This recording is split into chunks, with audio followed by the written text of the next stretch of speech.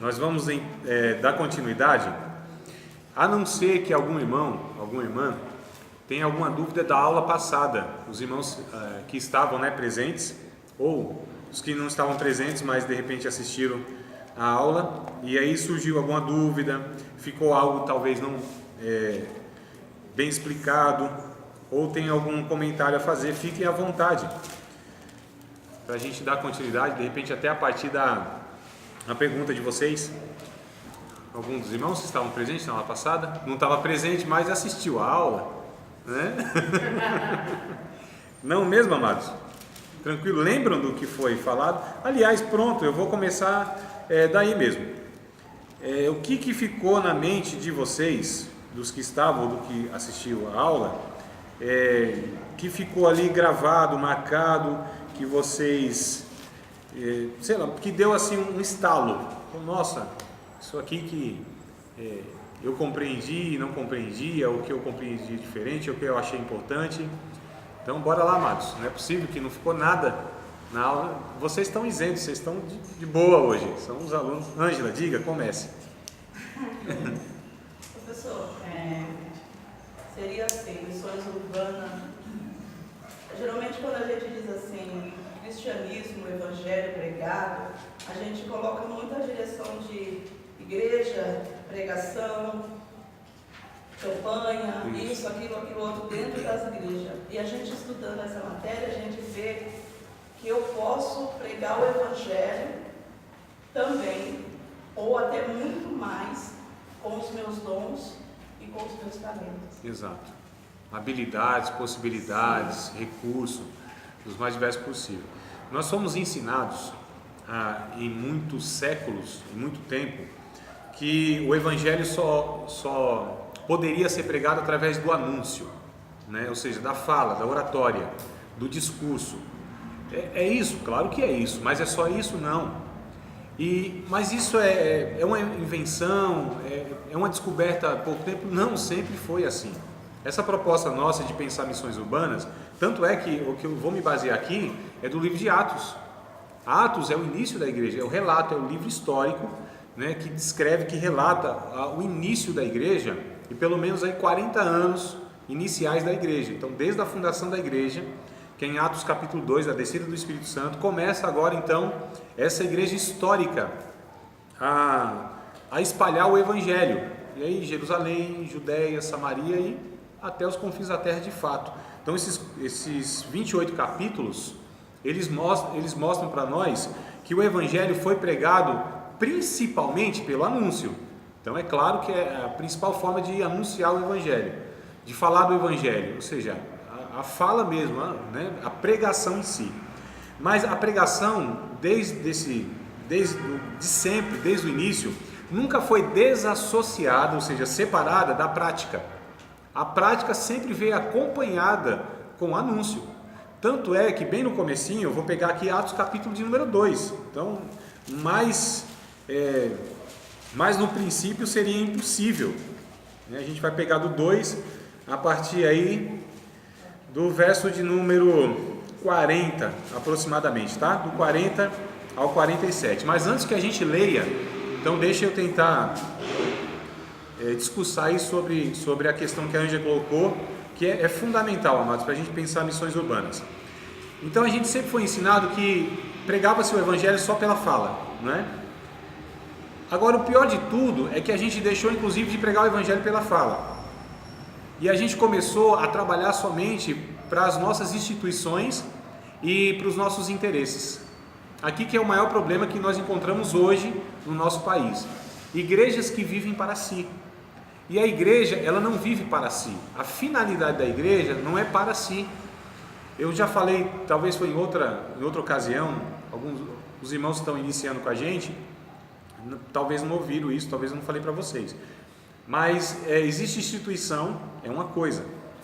Existe igreja, é outra coisa totalmente diferente, distinta, não tem nada a ver. E existe reino de Deus, que também é outra coisa totalmente distinta. Então o que nós estamos falando? De uma instituição, de uma igreja e de um reino de Deus. Se a gente não sabe diferenciar essas esferas diferentes, a gente acha que é tudo a mesma coisa e que uma vive para ela mesma, ou seja, a instituição não tem a finalidade nela mesma. O que é a instituição? Na matéria que a gente tem na teologia, chamada de eclesiologia, que é o estudo da igreja, a gente vai estudar a própria história da igreja, as formas de governo da igreja, o que a Bíblia diz a respeito da igreja local. E aí a gente vai trabalhar em duas perspectivas, a igreja como um organismo e a igreja como uma organização. Então a igreja como uma organização que tem CNPJ, que tem conselho fiscal, que tem uma liderança em vários aspectos, isso é uma organização, que tem prédio, lugar físico, não é? Isso é uma organização. Organização não tem vida, a gente chama de instituição. Então, para que serve isso? Essa instituição, essa organização tem que servir à igreja de Cristo, que necessariamente não é aquela instituição. A instituição dá visibilidade, olha a coisa interessante, a instituição ela dá visibilidade social à igreja de Cristo, que por sua vez é invisível. Quem é que sabe dizer quem é a igreja de Cristo? Onde ela está localizada? Em lugar nenhum e em todos os lugares. O que a Bíblia diz que a igreja de Cristo é? É o conjunto de pessoas em todas as épocas, em todos os lugares, aqueles que estão escritos no livro da vida. E aí quem pode julgar isso com assertividade? Ninguém, amados. É só Deus que conhece a sua igreja. Nós temos parâmetros falhos, nós temos ferramentas falhas para falar, isso aqui é igreja, isso aqui não é igreja, não é? Então, organização é uma coisa, organismo é outra. Organização é instituição, organismo é a igreja de Cristo, é vivo, é o corpo de Cristo, é o organismo, é a igreja. Então, a instituição é uma coisa, a igreja é outra. Reino de Deus é outra coisa. Reino de Deus não é a igreja, o reino de Deus é maior do que a igreja. Então uma serve a outra, a instituição serve a igreja, que por sua vez serve o reino de Deus, que é maior do que ela. E qual é a missão da igreja? A missão da igreja é manifestar com a maior densidade possível aqui e agora o reino de Deus, que se manifestará ali e além. É uma boa definição. Vou falar de novo, né, mano? Devagarzinho, é para captar a mensagem. Qual é a missão da igreja? Porque a igreja tem uma missão. A igreja não vive para si. A igreja é um agente de Deus para servir o reino de Deus, e ele não implanta o reino de Deus, ele sinaliza o reino de Deus. Então a igreja é uma maquete, uma amostra grátis, né? É um sinal que o reino de Deus chegou. E o reino de Deus, ele é constituído do quê? Romanos 14, 17. Se eu apertar os olhos assim, que eu esqueci o óculos hoje, não sei nem se eu vou conseguir ler aqui, correria tão grande. Eu não costumo ostentar, mas eu vim até com a camisa hoje, né? Desculpa aí, eu não, camisa assim, não costumo nem me expor dessa forma assim, né? Para os irmãos falar, nossa, além de crente ainda é fiel. Desculpa, tá, irmão? Eu estava em outras atividades, não deu tempo nem de... Eu entrei em casa, eu saí de costas, não deu tempo de virar, você acredita? Vamos lá, capítulo 14 de Romanos, verso 17. O reino de Deus não é comida e nem é bebida, não consiste em coisas materiais. É isso que Paulo está dizendo, Romanos 14, 17. O reino de Deus não é comida e nem é bebida, mas sim justiça, paz e alegria no Espírito Santo. O reino de Deus é constituído de virtudes e não de concretudes. Não é visível, embora essas virtudes se tornem inevitavelmente visíveis pelo fruto que elas produzem. Mas o reino de Deus é justiça, paz e alegria no Espírito Santo. Isso é reino de Deus. Quem que sinaliza isso, ou seja, aponta para isso? Deve ser a igreja. Então a igreja é o reino de Deus, aliás, é a manifestação do reino de Deus. Mas o reino de Deus é muito maior do que essa igreja. Dá mais ou menos para compreender essa questão, amados? Então, qual é o papel da igreja? Manifestar esse reino de Deus. Qual que é a manifestação então do reino de Deus? É quando traz justiça, é quando traz paz e quando traz alegria no Espírito Santo para a vida das pessoas. Então, não só para os seus, não é só para os fiéis, aqueles que são de dentro. Pelo contrário, Nós não precisamos de absolutamente nada, irmãos. Nós cristãos, absolutamente nada. O que nós precisamos que temos falta? Nada. Temos tudo. Não temos tudo que um ser humano precisa ter? Temos o Espírito Santo, salvação, temos um Deus que agora nós reconhecemos como Deus verdadeiro, que cuida de nós. A igreja não tem falta de nada, absolutamente nada. A igreja de Cristo, não confunda com instituição. Quem tem muita instituição que não é a igreja de Cristo. Tem nome lá de Cristo, de Deus e etc, mas não é igreja. Então são coisas que a gente tem dificuldade para lidar, né, com essas questões. Como assim? Irmão, que tem, Deus tem filhos que a igreja não tem e a igreja tem filhos que Deus não tem. É uma realidade, né? Mas eu não vou nem trabalhar agora nisso, é só para trazer a questão do reino de Deus, do papel da igreja. Então qual é o nosso papel? É anunciar o reino de Deus. Aí tem uma frase muito interessante que diz assim: pregue em todo tempo, se necessário for, use as palavras. Olha só, amados. Ou seja, nós pregamos, como que nós pregamos? Qual é a pregação mais efetiva nossa, mais poderosa? É a fala, é a oratória, é a doutrina, é o correto ensinamento? Não, é a vida, é o evangelho encarnado. O verbo se fez carne, habitou entre nós, cheio de graça e de verdade.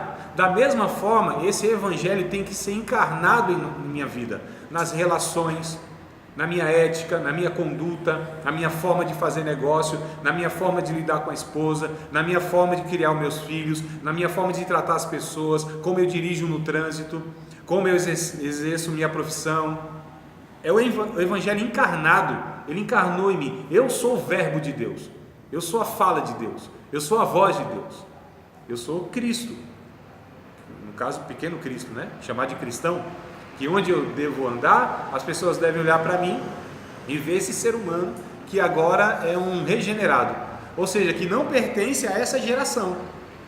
Eu fui gerado de novo. Então em Cristo Deus está criando uma nova humanidade. Então quem é a igreja?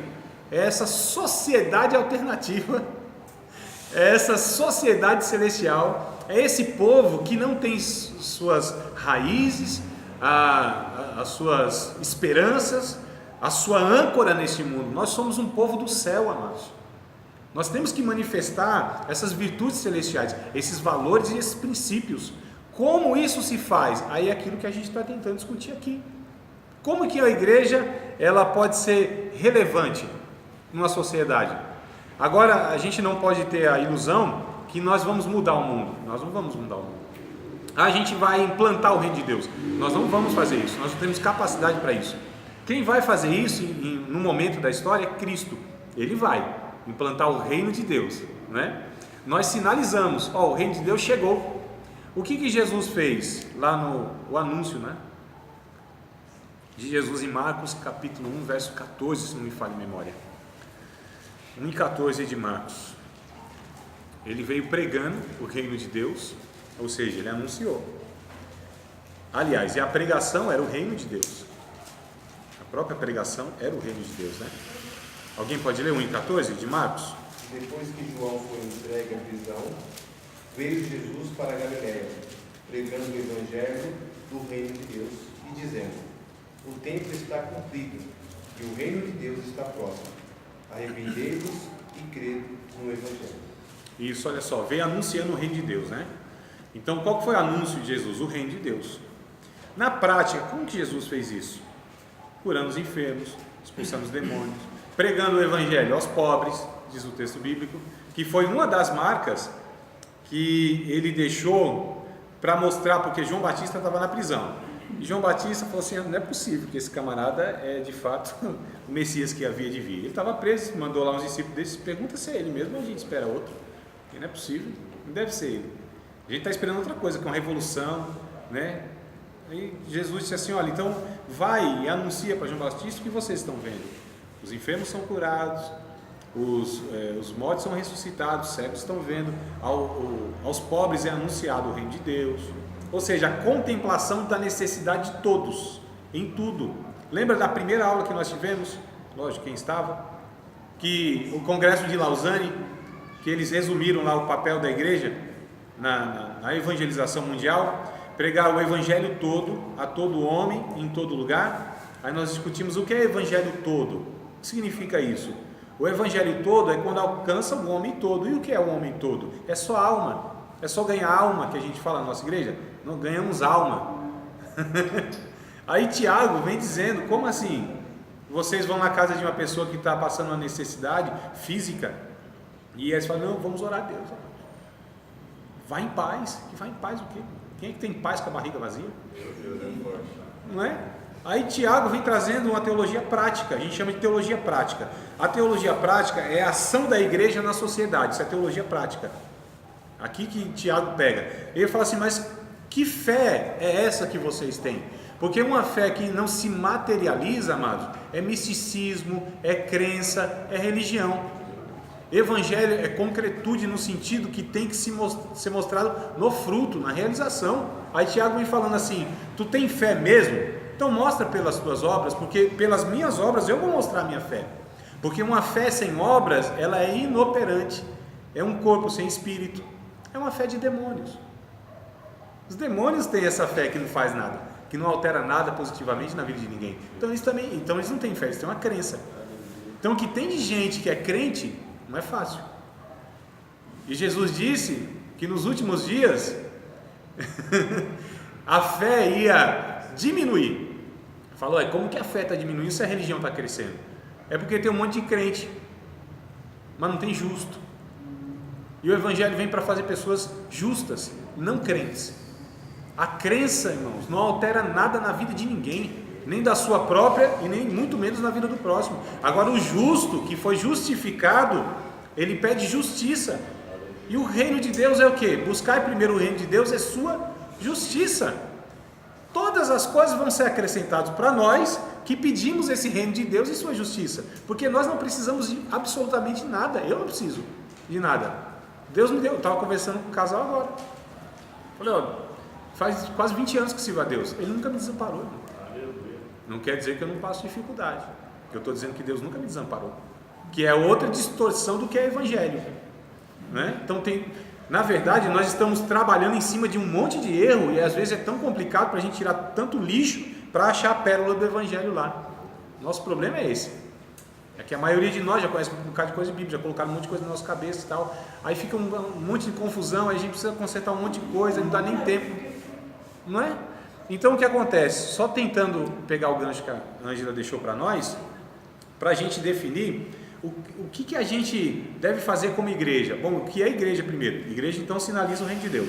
O que é reino de Deus? É a proposta de todas as coisas criadas reconhecerem que Deus é Deus de fato.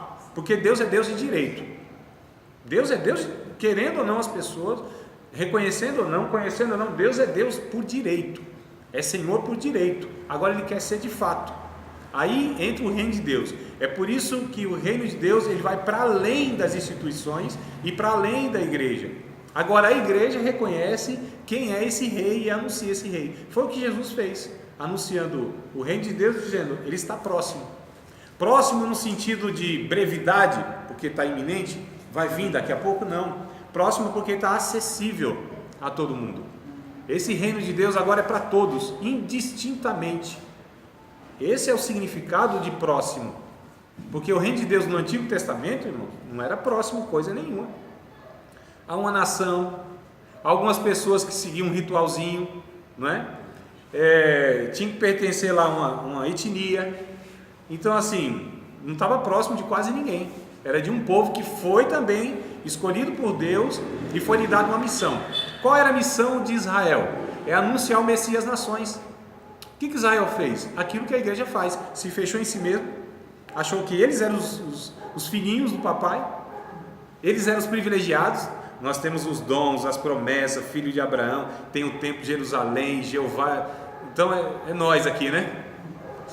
Todo o resto é imundo, é gentil, não merece nada. É o que a igreja, infelizmente, na história também repete, esse mesmo pecado. E a gente acha que Deus nos abençoa por causa de nós e para nós. Nem um nem outro. Deus nos abençoa não é por causa de nós, é apesar de nós. E Deus nos abençoa porque a gente precisa então abençoar as outras pessoas. Nada que Deus dá, individualmente ou coletivamente, é para a própria pessoa, sempre para que isso seja compartilhado, irmãos. É que tem gente só curtindo, né? E não compartilha. Só curte, né? Mas não compartilha. Ué, por que você curte e não compartilha? Eu não estou falando só do meu canal, não. Mas o que o diabo ensinou pra gente desde lá do Éden, irmãos? Desde o Éden. Ó, no dia que vocês fizerem alguma coisa, vocês vão ser merecedores e aí Deus vai fazer vocês se tornarem tal coisa. Não foi isso? No dia que vocês comerem, então sereis tal, tal. Ué, Deus disse, vocês são minha imagem, minha semelhança. Então a graça nós recebemos, gera a fé em nós e nós realizamos as obras. As nossas obras não são realizadas para gerar fé e alcançar a graça. Invertemos o negócio, irmãos. A gente não trabalha para nós, para Deus nos abençoar. Nós simplesmente fomos abençoados porque estamos em Cristo. Por causa disso, nós abençoamos as outras pessoas como sinal de gratidão e reconhecimento que essas pessoas também têm o direito que nós adquirimos, não, que nós recebemos por graça de Deus. É por isso que a nossa oração em relação ao outro, ao inimigo, por exemplo, que eu acho estranho que crente ter inimigo, mas tudo bem, né?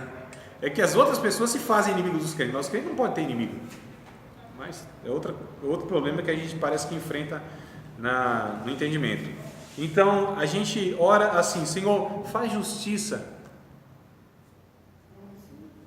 Aí a nossa cabeça é vingança. Não, irmão, de vez em quando não tem essas orações, isso destrói os inimigos. Não, isso é oração do Antigo Testamento. Não vale para nós. No Salmo você vai ter lá Davi dizendo: Senhor, quebra o maxilar dos meus inimigos, atravessa pelo meio, arrebenta e mata e as fulmina, manda raio. Era assim, um negócio terrível, né? Era um terrorista, né? Mas você vai ter olhar como? Então, porque, bom, eu estou falando verdade. Como que Jesus ensinou? Como que Jesus ensinou? Eu falo, se eu tenho uma pessoa que fez alguma coisa, né? Eu falo, me ensina a amar ela, não, mas eu tenho que amar. A sua palavra diz que eu tenho que amar. Sim. E eu não desejo mal, não, eu faço segundo a tua vontade, porque a minha é cruel, sou carne. Sim, então qual que é a nossa oração? Que Jesus ensinou. O que Jesus ensinou? Abençoar os que amaldiçoam, orar pelo que maltrata e persegue. O que os ensinos de Jesus através dos apóstolos ensinam? No capítulo, inclusive, 14, nós lemos Romanos, né? Calma que a gente volta aqui para o Atos. Vamos continuar lendo Romanos então, que Romanos é bem interessante. Capítulo de número 12, deixa eu ver aqui. Nossa, agora não estou enxergando mais nada aqui. Ah, tá, é o 12 mesmo. 12. Eu acho tão interessante esse texto. Muito interessante. Eu vou pegar ele todo, tá? A gente já aprendeu em outra matéria que a gente não deve pegar essas tirinhas quando tem um texto completo, né? Capítulo 12, verso 9 até o 21. Olha só. Nós precisamos, irmãos, antes que vocês leiam aí, vamos acompanhar, a gente lê todo mundo junto.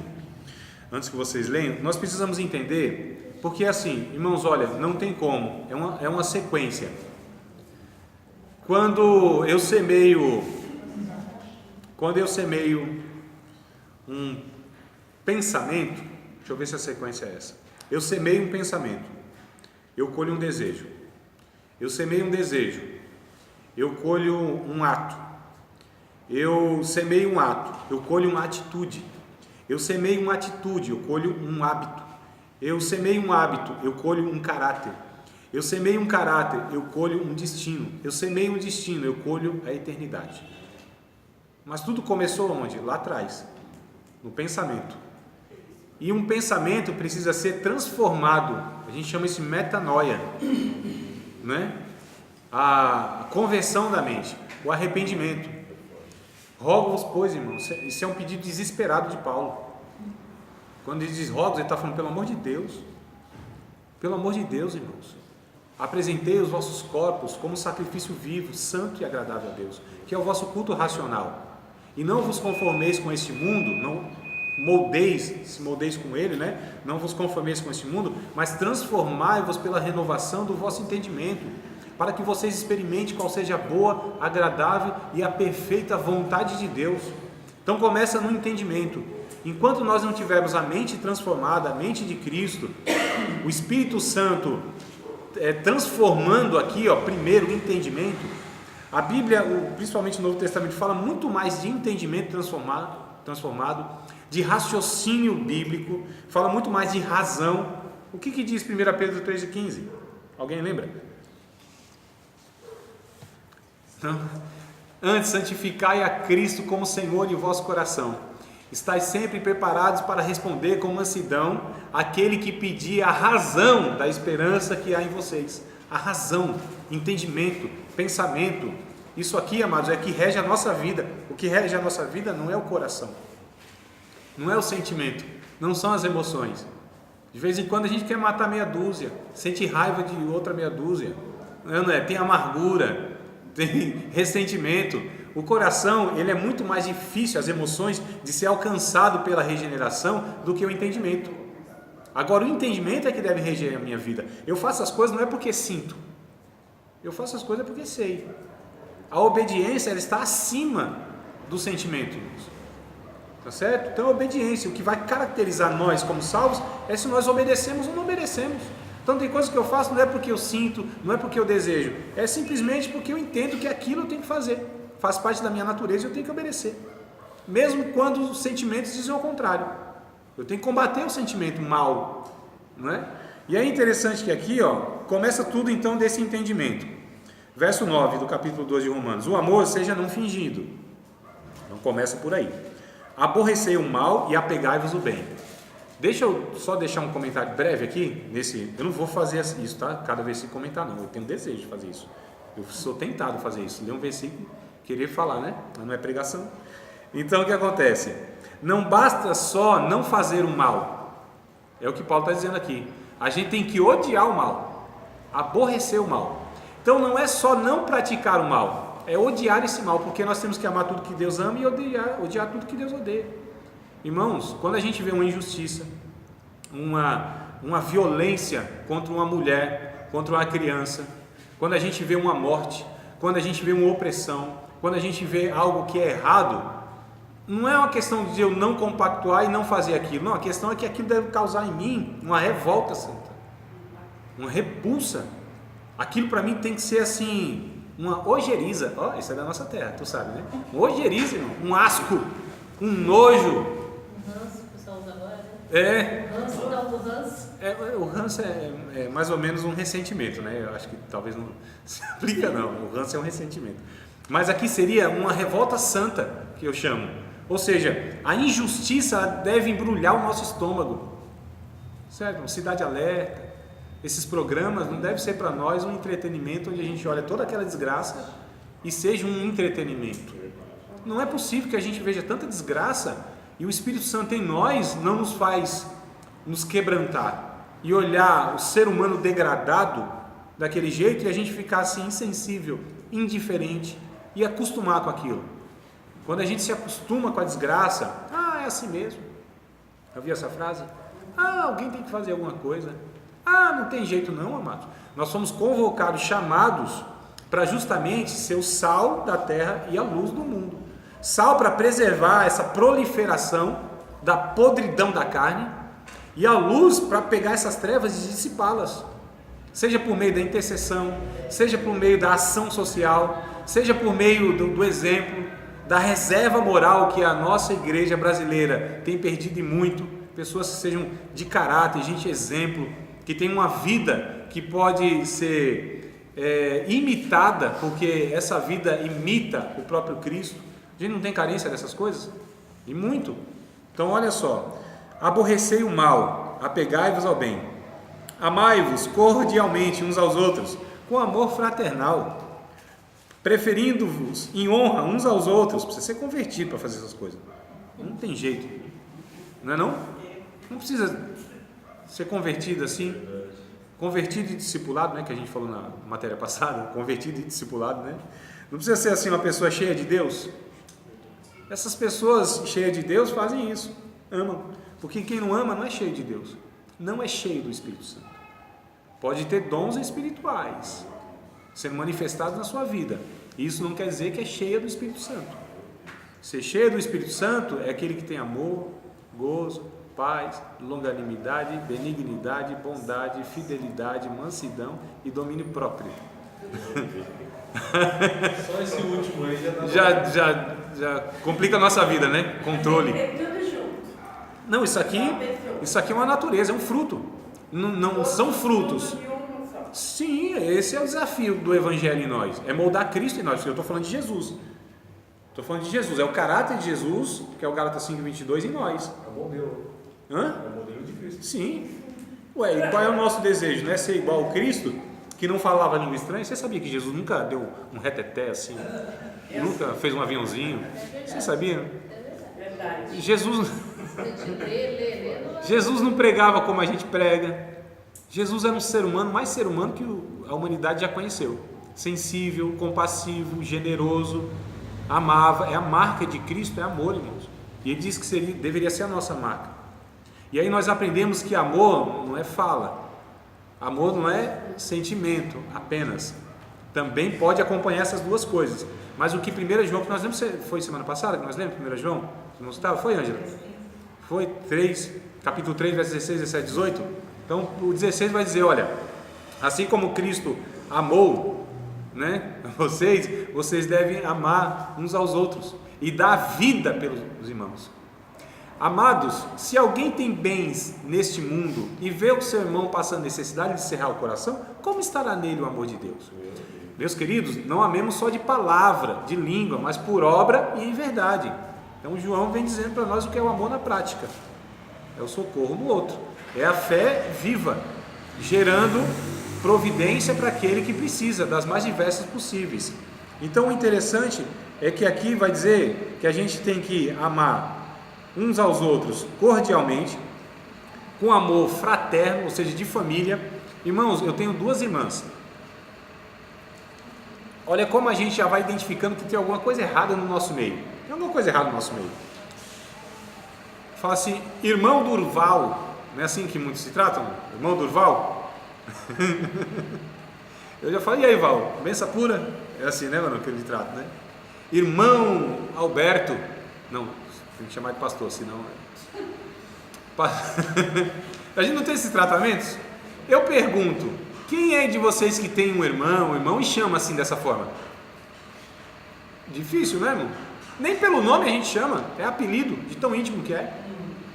Eu tenho 2 irmãs, eu chamo irmã Cíntia, irmã Sara, Sarinha, Cintinha. E tem até outros apelidos aí que eu não quero falar, que é íntimo, é entre nós. Mas a questão que eu quero dizer é que existe, irmão, um não sentimento de família, de fraternidade entre nós. Existe muita relação institucional, de interesses escusos. E o que Paulo está dizendo aqui, não, vocês têm que amar fraternalmente. Um ao outro tem que se considerar de irmão. E quem é que tem um irmão? Eu estou falando de uma relação saudável. Quem é que tem um irmão ou irmã e lhe quer mal? E lhe maltrata? E é indiferente concernente às suas necessidades? Irmão, é sangue. Agora, nós estamos ligados não por uma genética, não por um DNA, não por uma cultura. Não é por isso, nós estamos ligados por algo que é superior a isso, que é o sangue de Jesus. É o próprio Deus que nos deu o mesmo Espírito, esse Espírito que clama Abba Pai, que testifica no nosso Espírito que somos filhos de Deus. Então a gente vai entendendo, tem um bocado de coisa errada que vai acarretando tudo isso no final da nossa vida como igreja, que é tudo distorcido. Então, amar fraternalmente, preferindo-vos uns aos outros em honra. O mesmo Paulo, em Filipenses capítulo 2, versículo número 3, 4, 5, 6, 7, 8, 9, 10 e 11, traz um texto muito interessante para a gente lá.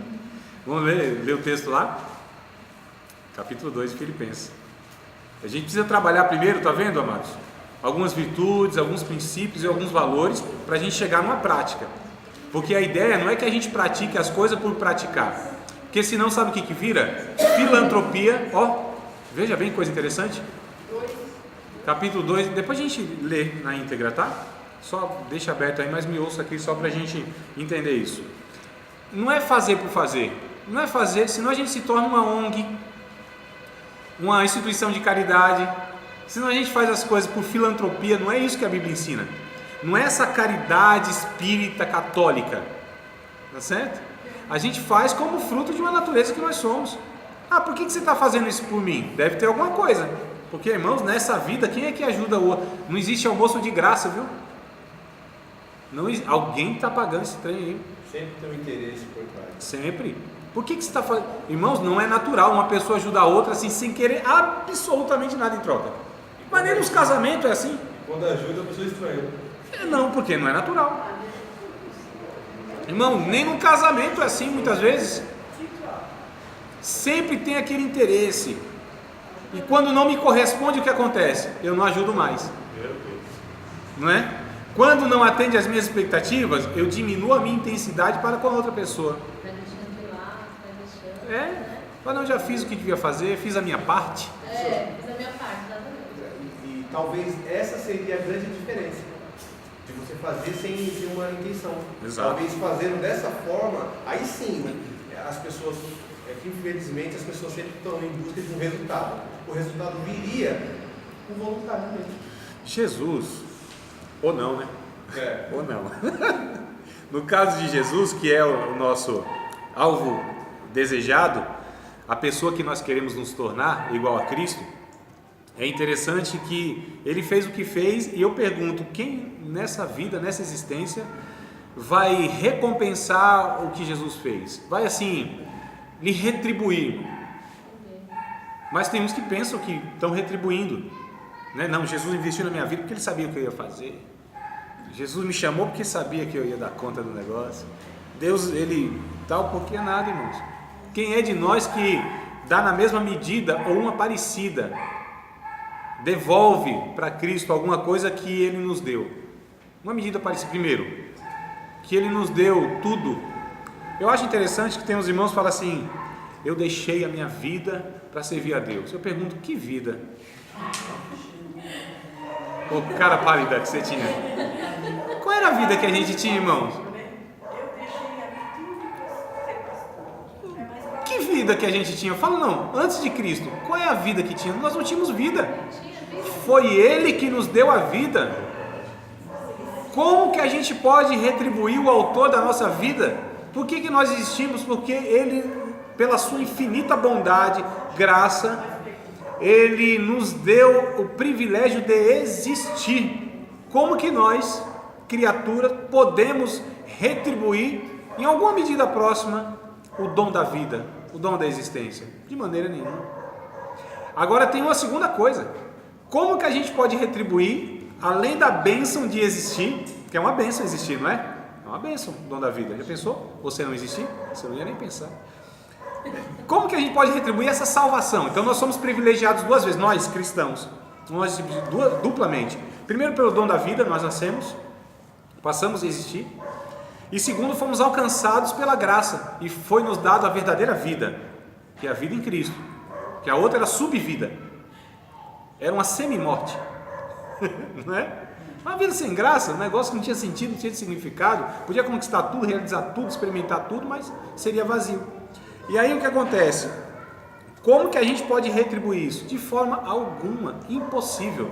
Só o Evangelho, apenas o Evangelho, tem uma proposta e tem um conceito que só ele tem, porque todas as outras religiões e propostas, elas têm a mesma lógica e elas têm a mesma proposta, que é: se você fizer alguma coisa, você merece e Deus te abençoa. Essa é a proposta de todas as religiões do mundo que a humanidade conheceu. Infelizmente estão trazendo isso para a igreja evangélica, não é? O mérito. Só o Evangelho tem um conceito e uma palavra que se chama graça. Só, irmão. Isso faz toda a diferença. É isso que vai nos diferir de qualquer outra proposta sobre a divindade. Então só Deus, ele fala assim: eu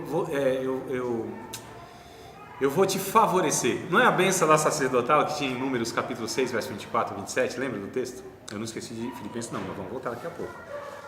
Era a bênção que eu gosto muito de quando me dá a oportunidade de dar a bênção apostólica, eu prefiro essa do que essa que dão aí, né? Que é o amor de Deus, tá? Aquela coisa toda. Eu prefiro essa, não é que eu sou contra. Primeiro que não é nem bênção apostólica, que é uma oração, mas deixa para lá, não é o caso. Lá vai dizer assim: foi uma ordem que Deus deu para os sacerdotes abençoar toda a nação de Israel. O Senhor te abençoe e te guarde. O Senhor faça resplandecer o teu rosto sobre ti. Olha, ele usa, mas mas está na Bíblia, a gente pode usar também, e com significado real. O Senhor te abençoe e te guarde. Irmãos, a bênção de Deus é melhor do que a vida. A bênção de Deus é melhor do que a providência do sufoco que a gente está passando. A bênção de Deus é melhor do que a cura. A bênção de Deus é melhor do que o livramento, porque a bênção de Deus é o próprio Deus. Gênesis capítulo 17, Abraão está mostrando quem ele era, humano como nós. Tem nada demais em Abraão. Abraão disse: Senhor, o Senhor me fez uma promessa, vê se vai se identificando aí. As orações que a gente faz: o Senhor disse pelo profeta e tal, diz na tua palavra. A gente ora assim, né? Como se Deus não soubesse nem o que estava escrito no negócio, né? Diz a tua palavra, Senhor, no livro de Jeremias, capítulo de número 11, verso 23. Senhor, é a tua promessa, tu falaste pela boca daquele teu servo e tal. A gente vai reivindicando um monte de coisa, né? Aí Abraão fez a mesma coisa: Senhor, o Senhor disse para mim, um tempo atrás, que ia me dar um filho, eu não tenho nada, o que o Senhor vai me dar? Eu só tenho esse Damasceno Eliezer, o que o Senhor há de me dar? Aí o que Deus responde? Abraão, eu sou o teu escudo e o teu grandíssimo galardão. Oxe, meu Deus do céu, esse oxe é a minha veia lá do Recife. Meu Deus do céu, minha expressão de desespero. Olha, eu sou a tua recompensa, galardão é isso. E ele disse grandíssimo, é superlativo. Eu sou a tua maior recompensa. Seria a tradução mais, acessível. Eu sou a tua maior recompensa, Abraão. Não é o filho, não é a bênção, não é a promessa cumprida, não é a profecia executada. Não é isso, sou eu, Abraão. Eu sou a tua maior recompensa, a tua maior bênção. Então o Senhor te abençoe. Como que Deus nos abençoa? Com a sua presença. Moisés entendeu isso, porque Deus disse assim: Moisés, tu vai peregrinar com esse povo aqui, eu vou te mandar um anjo, hein? Irmão, se a gente pentecostal disse: aleluia, um anjo da parte de Deus vai me acompanhar, o anjo vai me livrar, o anjo vai me servir. Até me arrepio, sem pelo no braço arrepia, já viu o negócio dele? Um anjo vai comigo. Se fosse a gente, irmão, Deus disse que ia designar um anjo, um ser celestial. Para a gente estava tudo bom, mas Moisés disse: não, Senhor, se o Senhor não for conosco, se a tua presença não for conosco, eu nem arredo o pé desse lugar. Eu quero o Senhor. É o Senhor, mais do que a bênção, mais do que o anjo, mais do que a cura, mais do que tudo. Então o Senhor te abençoe, te guarde. O Senhor faça resplandecer o seu rosto sobre ti, é o rosto de Deus brilhar, esse é sinal de alegria, Deus se alegrar pela tua vida. O Senhor te abençoe e te guarde, o Senhor faça resplandecer o seu rosto sobre ti, o Senhor levante sobre ti o teu rosto, essa ideia, o Senhor te favoreça, te conceda o favor dele. Olha que coisa linda, a graça dele. O Senhor tenha misericórdia de ti e te dê a paz. Então aqui a gente vai entendendo que isso aqui é o bastante para nós. Se temos isso, amados, o que nos resta? Se sacrificar por Deus? Que jeito? Como que... Não, eu estou aqui fazendo um sacrifício para Deus. Sinceramente, pensa bem. Sacrifício para Deus?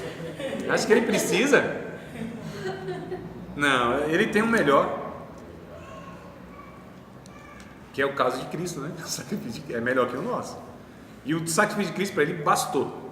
Então eu não faço sacrifício para Deus, eu posso me sacrificar pelo meu próximo. Aí sim. E é o que Deus pede da gente. Essa morte para nós, essa renúncia de nós, esse tomar a cruz e segui-lo. Como a gente é convidado a seguir a Jesus depois de negar a nós mesmos e depois de tomar a nossa cruz, ou seja, tomar a cruz é sinônimo, que nós já aprendemos na matéria passada, de morrer, né? Então na nossa morte que está a nossa vida, na nossa perdição que está a nossa salvação, porque quem quiser se salvar vai se perder, mas aquele que se perder por amor de Cristo, ele se salva. Então é isso que Jesus ensinou. Então depois de morrer para nós mesmos, aí a gente segue Jesus. Como que a gente segue Jesus? Fazendo o que ele fez. E o que Jesus fez? Só o bem a todos. Atos dos Apóstolos vai dizer: curando todos, abençoando todos, servindo todos, morrendo por todos. não é? E a gente vai entendendo aqui o que Paulo está dizendo, nesse amar cordialmente uns aos outros, com amor fraternal, preferindo em honra uns aos outros. E aí foi que eu pedi para que vocês pegassem o Filipenses capítulo de número 2, verso 3, 4, 5, 6, 7, 8, 9, 10 e 11, porque eu acho que lá no verso 3 vai estar dizendo que a gente, como que está aberta aí a Bíblia? Alguém pode ler? Façais por contenda. Nada façais por contenda, né? Ou por vanglória. Mas por Humildade. Cada um considere os outros superiores a si mesmo. E tendo o mesmo... Não atente... o 4 então. 4. Não para atente o que é propriamente seu. Isso. Para cada um propriamente seu, mas cada qual também que para o que é dos outros. E tendo... De sorte que haja em vós o mesmo sentimento. A palavra aí, Alberto, é essa que eu quero corrigir, porque essa tradução não é a melhor. O mesmo sentimento. A palavra lá no original é frônesis. Tá certo? Então, a tradução melhor seria tendo o mesmo pensamento, não sentimento, o mesmo pensamento que Cristo teve. Que sendo em forma de Deus, não teve por direito seu, usurpação, o ser igual a Deus. Antes, aniquilou-se a si mesmo, esvaziou-se das suas prerrogativas divinas. Ele não usou daquilo que ele tinha direito, irmãos. Tá certo? Ele se esvaziou de si mesmo, fazendo-se servo, e achado na forma de servo, foi obediente até a morte, e morte de cruz, que ele não precisava. Sendo obediente até a morte, morte de cruz, pelo que só aí que Deus vai lhe exaltar soberanamente e lhe dar um nome que está acima de todo nome, pelo qual todo joelho se dobrará e toda língua confessará que Jesus Cristo é o Senhor, para a glória de Deus Pai. Se Jesus, sendo Deus, ele se sujeitou a essa condição, ele foi servo, porque assim, a gente vive na geração do direito, é ou não é, irmão? Tem até umas músicas que é feita aí, né? Direito meu, tudo meu, gente, tudo meu. Mim, meu, minhas, meus, minhas, são os pronomes pessoais possessivos que são os... Isso. Quero de volta o que é meu, né? Irmão, se Deus nos desse de volta o que era nosso, nós íamos pro buraco assim, sem fazer curva. Eu reivindico, eu decreto, eu determino, eu profetizo. Irmão, Jesus, olha só, esse eu vem da onde? Do Satanás. É sério, irmãos. Ele que disse: eu subirei ao céu, eu serei semelhante ao Altíssimo, eu edificarei o meu trono, eu. Olha só, é muito perigoso esse negócio do eu.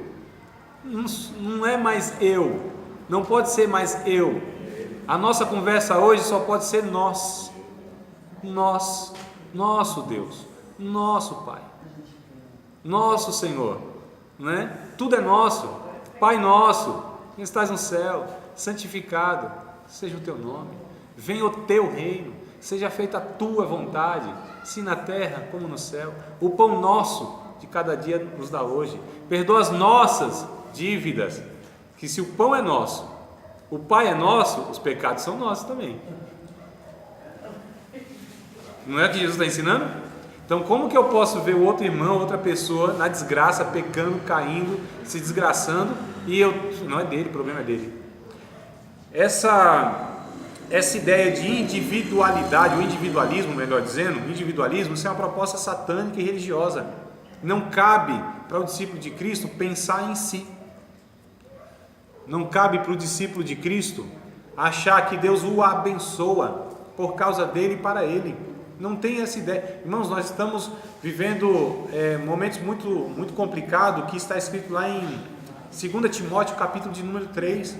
Paulo avisou desses últimos tempos, que isso ia se intensificar, que nos últimos dias haveria tempos trabalhosos, homens amantes de si mesmo. Olha só, amantes de si mesmo, gente individualista dentro de igreja. Gente, não, o problema é que isso está tão próximo de nós que isso se identifica na nossa vida também. Irmãos, é só a gente olhar no espelho da palavra, não é? O que diz o texto de Tiago capítulo 1, verso de número 21, 22, 23, 24, 25, 26, 27. O que diz esse texto? Vamos ler o texto lá, Varão? Bora lá, me ajuda aí. Me ajuda eu aí, Varão. Me ajuda que eu te ajudo. Me ajuda a te ajudar. Capítulo 1, verso 21 até o 27. Rejeitando toda malícia e imundícia, recebei com mansidão a palavra em voz enxertada, que é poderosa para salvar as vossas almas. Não sede somente ouvintes esquecidos da palavra, mas fazedor disso. Porque aquele que ouve e não pratica é semelhante ao varão que olha o seu rosto no espelho natural, foi-se logo se esqueceu de quem era. Mas aquele que faz a obra, aquele que pratica, ele é bem-aventurado no seu feito. O que diz o verso 27? Eu acho que é o 27.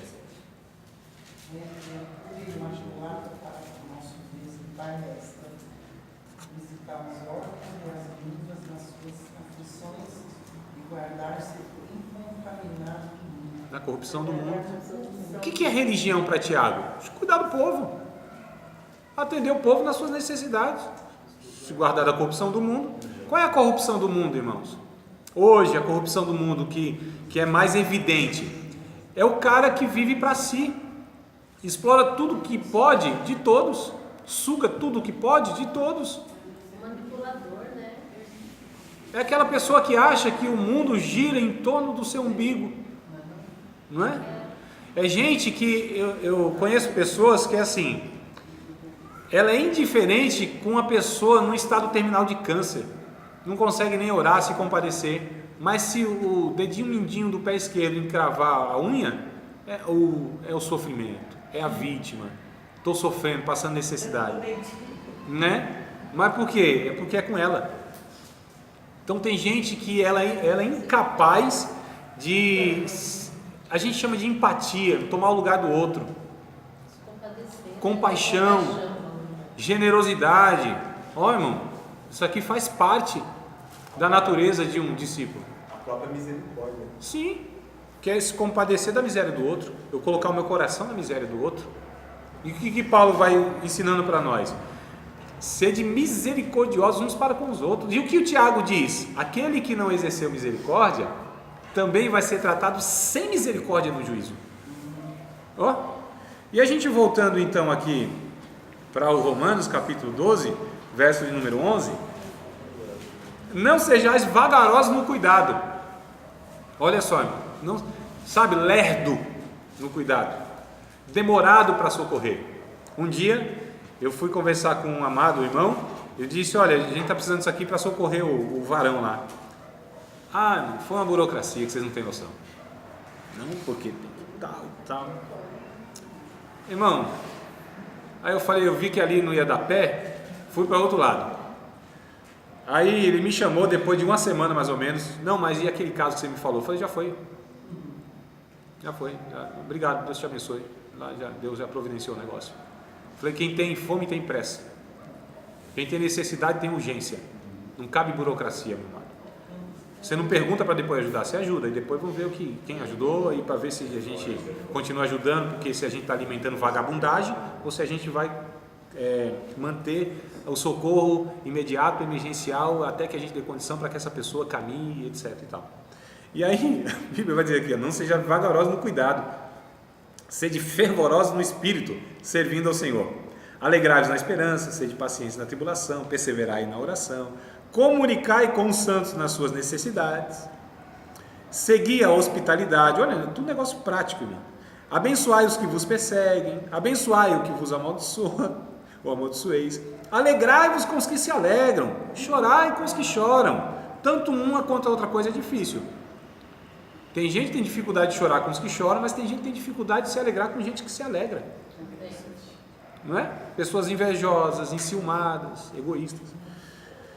Sede unânimes entre vós, não ambicioneis coisas altas, mas acomodai-vos com as humildes. Não sejais sábios em vós mesmos, a ninguém tornais mal por mal. Procurai as coisas honestas perante todos os homens. Se for possível, quando depender de vocês, tende paz com todos os homens. Não vos vingueis a vós mesmos, amados, Paulo ele vai aqui na veia, né, irmão? Mas dai lugar à ira, ou seja, isso pertence a Deus, tá certo? Pertence a Deus. A ira de Deus é a justa retribuição da maldade. A gente não tem como fazer isso com uma medida justa. Sempre a gente vai ser injusto. Eu me lembro quando eu era menino, varão.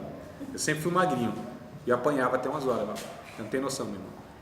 Aí quando vinha 2 amigos meus que pegava aquele que me bateu, aí era a minha vez. Vingança.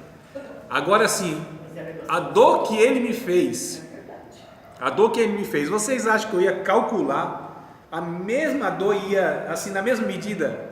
Lógico que não, era muito maior. Se ele me desse um cascudo, estava segurando, dava uns 3, 4. Que a injustiça faz parte da nossa velha natureza, amados. E a sensação é essa, é boa.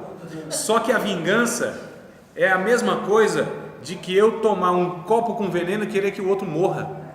A vingança só faz mal para nós, amados. A sensação é boa porque a gente está na carne, mas ela mata, não é? Então olha só, dá lugar à ira, porque está escrito, minha é a vingança, eu recompensarei, diz o Senhor.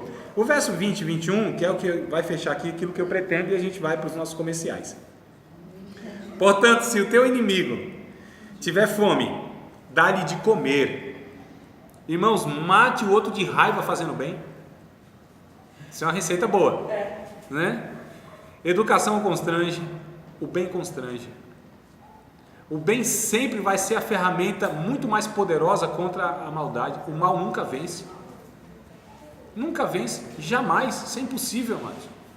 Todo filme que vocês assistem de ação, quando é que o mal vence? Difícil, não é? Portanto, se teu inimigo tiver fome, dá-lhe de comer. Se tiver sede, dá-lhe de beber. Porque fazendo isto, amontoarás brasas de fogo sobre a cabeça dele. Ó a ideia de Paulo aqui. Então a pessoa faz mal pra gente. A gente faz tanto bem que ele fica envergonhado, corado. A brasa aqui, ó, esquentando na cabeça dele e a cara vermelha de vergonha. Amor constrange, né? Não deixeis vencer do mal, mas vence o mal com o bem. Pronto, irmãos. Nós temos em todo o ensino do Novo Testamento essa pegada aqui, ó. Que pegada é essa? Essa aqui é a pegada, varão. Só tem que pegar a visão, né?